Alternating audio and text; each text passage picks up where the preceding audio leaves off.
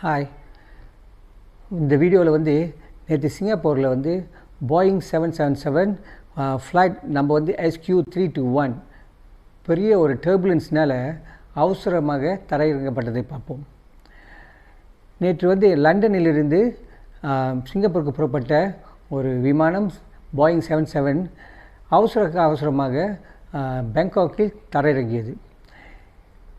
அவர்கள் லண்டனிலிருந்து புறப்பட்டு வரும் வழியில் திடீரென்று பர்மாவுக்கின் அருகில் திடீரென்று பெரிய டர்புலன்ஸில் அகப்பட்டு கொண்டார்கள். 36,000 ஃபீட்டில் பறந்து கொண்டிருந்த விமானம் திடீரென்று 6,000 ஃபீட்டுக்கு கொண்டு வரப்பட்டது. இதனால் இந்த கேபின் உள்ள மக்கள் எல்லாம் சில பேர் வந்து பெல்ட் போட்டிருந்தாங்க, சில பேர் சீட் பெல்ட் போடாமல் இருந்தார்கள். சீட் பெல்ட் போடாத இருந்தவர்கள்லாம் அந்த விமானத்தின் மேல் பாகத்தில் கொண்டு செல்லப்பட்டு அடிக்கப்பட்டார்கள், எரியப்பட்டார்கள் என்று சொல்லலாம். ஸோ இதனால் நிறைய பேர் காயப்பட்டுள்ளார்கள். அந்த விமானத்தில் மொத்தம் வந்து 211 பேர் பயணம் செய்து கொண்டிருந்தார்கள். அந்த 211 பேரில் மலேசியர்கள் இருக்கிறார்கள், UK பிரஜைகள் இருக்கிறார்கள், ஆஸ்திரேலிய பிரஜை இருக்கிறார்கள், பிறகு வந்து சைனா பிரஜையும் இருக்கின்றார்கள்.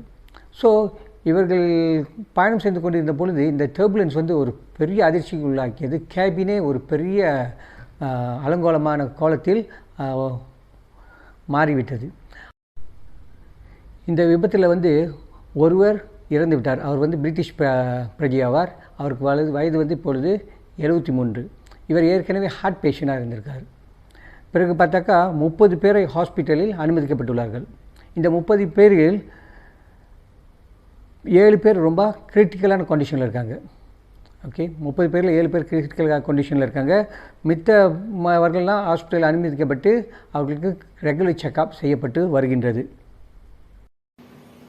மற்றும் இந்த ஃப்ளைட்டில் வந்து மொத்தம் 18 கேபின் குரூக்கள் பயணம் சென்றிருக்கிறார்கள். இந்த கேபின் குரூவிலும் சில பேருக்கு மிக அதிக அளவில் காயமும் பட்டுள்ளது. அவர்களும் ஹாஸ்பிட்டலில் அனுமதிக்கப்பட்டுள்ளார்கள் என்று தெரிய வந்துள்ளது. இதனால் சிங்கப்பூர் பிரதமர் வந்து அந்த ஆக்சிடெண்ட்டில் பலியானவர்களுக்கும் அந்த ஆக்சிடென்டில் மூலம் எப்பொழுது சிரமத்தில் உண்டானவர்களுக்கும் தன்னுடைய மன்னிப்பை தன்னுடைய அனுதாபத்தை தெரிவித்து கொண்டார். ஓகே, பிறகு வந்து சிங்கப்பூர் ஏர்லைன்ஸோட CEO இருக்காங்கள, அவங்க வந்து தன்னுடைய அறிக்கையில் வந்து எல்லாரிடமும் மன்னிப்பு கேட்டுள்ளார்.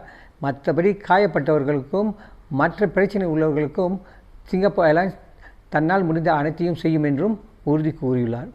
சிங்கப்பூர் ஏர்லைன்ஸ் என்ன செஞ்சுருக்காங்க, அவங்களோட பிரதிநிதியை 11 பேர் இம்மீடியட்டாக பேங்காக்கு அனுப்பியிருக்காங்க. அங்கே என்ன நிலவரம், மற்ற காயப்பட்டவர்களுக்கெல்லாம் எப்படி உதவி செய்யலாம் என்று பார்த்து வரும்படி அங்கே அனுப்பி வைத்துள்ளார்கள். இவ்வளவு தான் இன்றைய சிங்கப்பூரில் ஏற்பட்ட அதிர்ச்சியான நிகழ்ச்சியின் சில பின்னணிகளாகும். நன்றி, வணக்கம்.